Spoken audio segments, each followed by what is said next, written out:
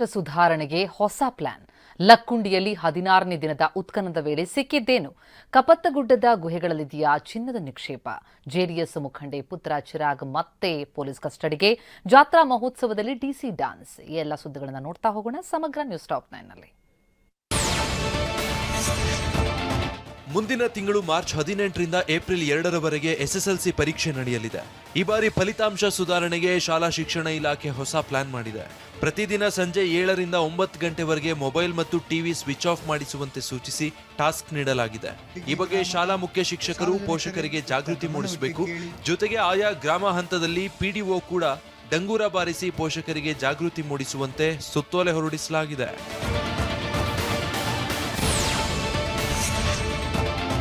ಗದಗ ಜಿಲ್ಲೆಯ ಲಕ್ಕುಂಡಿಯಲ್ಲಿ ನಿನ್ನೆ 16ನೇ ದಿನ ಉತ್ಖನನ ನಡೆಯಿತು. ಕೋಟೆ ವೀರಭದ್ರೇಶ್ವರ ಸ್ವಾಮಿ ದೇಗುಲದ ಬಳಿ ಉತ್ಖನನ ಮಾಡಲಾಯಿತು. ಆದರೆ ಏನೂ ಪತ್ತೆಯಾಗಿಲ್ಲ. ಕಳೆದ 3 ದಿನಗಳಿಂದ ಯಾವುದೇ ಅವಶೇಷ ಪತ್ತೆಯಾಗಿಲ್ಲ. ಆದರೆ ಮೊದಲ 13 ದಿನಗಳಲ್ಲಿ 3 ಹೆಡೆಯ ನಾಗರಶಿಲೆ, ಟೆರಾಕೋಟಾ ಬಿಲ್ಲೆ, ಮೂಳೆಗಳು ಸೇರಿದಂತೆ 50ಕ್ಕೂ ಹೆಚ್ಚು ವಿಶೇಷ ಪ್ರಾಚ್ಯಾವಶೇಷ ವಸ್ತುಗಳು ಪತ್ತೆಯಾಗಿವೆ. ಇನ್ನು 1 ವಾರ 5 ದಿವಸಗಳ ಕಾಲ ಉತ್ಖನನ ನಡೆದು ಒಂದು ಫೈನಲ್ ಹಂತಕ್ಕೆ ಬರುತ್ತೆ. ಬಟ್ ನಾವೇನು ನಿರೀಕ್ಷೆ ಮಾಡಿದ್ವಿ, ಏನು ದೇವಸ್ಥಾನದಿಂದ ಬಾವಿಗೆ ಮೆಟಲ್ಗಳು ಅದು ಇನ್ನೂ ಸಿಗ್ತಾ ಇಲ್ಲ. ಆದರೆ ಅನೇಕ ಪ್ರಾಚ್ಯಾವಶೇಷಗಳು ನಮಗೆ ಸಿಕ್ಕಿದ್ದಾವೆ. ಐತಿಹಾಸಿಕ ಲಕ್ಕುಂಡಿಯಲ್ಲಿ ಚಿನ್ನದ ನಿಧಿ ಪತ್ತೆ ಬೆನ್ನಲ್ಲೇ ಗದಗ ಜಿಲ್ಲೆಯಲ್ಲೂ ಚಿನ್ನದ ನಿಕ್ಷೇಪಗಳಿವೆ ಎನ್ನಲಾಗ್ತಾ ಇದೆ. ಕಪ್ಪತ್ತಗುಡ್ಡದ ಒಡಲಲ್ಲಿ 30ಕ್ಕೂ ಅಧಿಕ ನಿಗೂಢ ಗುಹೆಗಳಿವೆಯಂತೆ. ಅದರಲ್ಲಿ ಅಪಾರ ಚಿನ್ನದ ನಿಕ್ಷೇಪ ಇದೆ ಎನ್ನಲಾಗ್ತಾ ಇದೆ. ಬ್ರಿಟಿಷ್ ಕಾಲದಲ್ಲೂ ಅಪಾರ ಚಿನ್ನದ ಗಣಿಗಾರಿಕೆ ಮಾಡ್ತಾ ಇದ್ರು. ಲಕ್ಕುಂಡಿಯ ಟಂಕಸಾಲೆಗೂ ಇಲ್ಲಿಯ ಚಿನ್ನವನ್ನೇ ಬಳಸ್ತಿದ್ರಂತೆ. ಆದ್ರೆ 1990ರ ನಂತರ ಹಟ್ಟಿ ಗೋಲ್ಡ್ ಮೈನ್ಸ್ ಲಿಮಿಟೆಡ್ ಗಣಿಗಾರಿಕೆ ಸ್ಟಾಪ್ ಮಾಡ್ತಾರೆ ಎಂದು ಸ್ಥಳೀಯರು ಹೇಳ್ತಿದ್ದಾರೆ.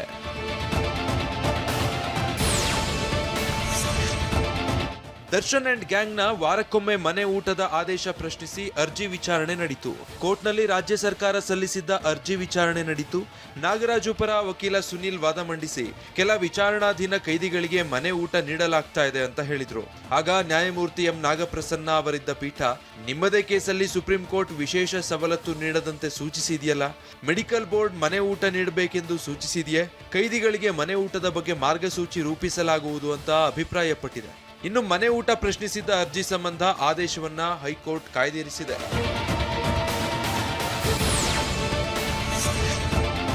ಬೆಳಗಾವಿಯ ವಂಟಮೂರಿ ಗ್ರಾಮದಲ್ಲಿ ಮಹಿಳೆ ವಿವಸ್ತ್ರಗೊಳಿಸಿ ಹಲ್ಲೆ ಪ್ರಕರಣ ಕೊನೆ ಹಂತಕ್ಕೆ ಬಂದಿದೆ.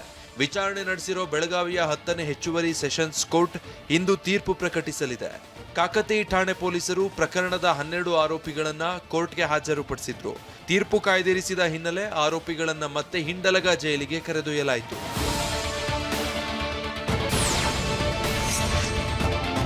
ಉತ್ತರ ಕನ್ನಡದಲ್ಲಿ ಜೆಡಿಎಸ್ ಮುಖಂಡೆಯ ಪುತ್ರನ ಕಿರುಕುಳಕ್ಕೆ ಯುವತಿ ಆತ್ಮಹತ್ಯೆ ಪ್ರಕರಣ ಭಾರೀ ಸಂಚಲನ ಮೂಡಿಸಿತ್ತು.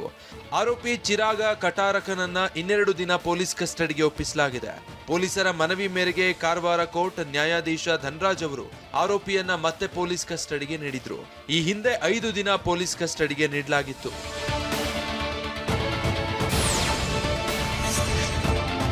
38 ತಿಂಗಳ ಬಾಕಿ ವೇತನ ಪಾವತಿಗಾಗಿ ಆಗ್ರಹಿಸಿ ಸಾರಿಗೆ ನೌಕರರು ಬೆಂಗಳೂರು ಚಲೋಗೆ ಮುಂದಾಗಿದ್ದಾರೆ. ಜನವರಿ 29ಕ್ಕೆ ಕರೆ ಕೊಟ್ಟಿದ್ದ ಮುಷ್ಕರ ಅನಂತ್ ಸುಬ್ಬುರಾವ್ ಅಗಲಿಕೆಯಿಂದ ಮುಂದೂಡಿಕೆಯಾಗಿತ್ತು.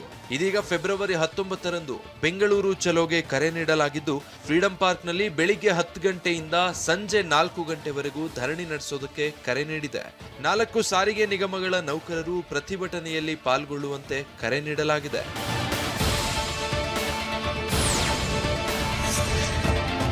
ಹಾಸನ ಜಿಲ್ಲೆಯ ಚನ್ನರಾಯಪಟ್ಟಣದಲ್ಲಿ ಚಂದ್ರಮೌಳೇಶ್ವರ ಜಾತ್ರಾ ಮಹೋತ್ಸವದಲ್ಲಿ ಡಿಸಿ ಲತಾ ಕುಮಾರಿ ಭರ್ಜರಿ ಡ್ಯಾನ್ಸ್ ಮಾಡಿದ್ದಾರೆ.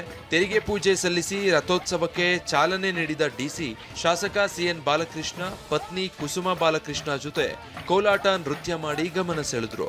ಅಲ್ಲದೆ ಕಲಾವಿದರ ಜೊತೆ ಸೇರಿ ಕೋಲಾಟ ಆಡಿದ್ರು.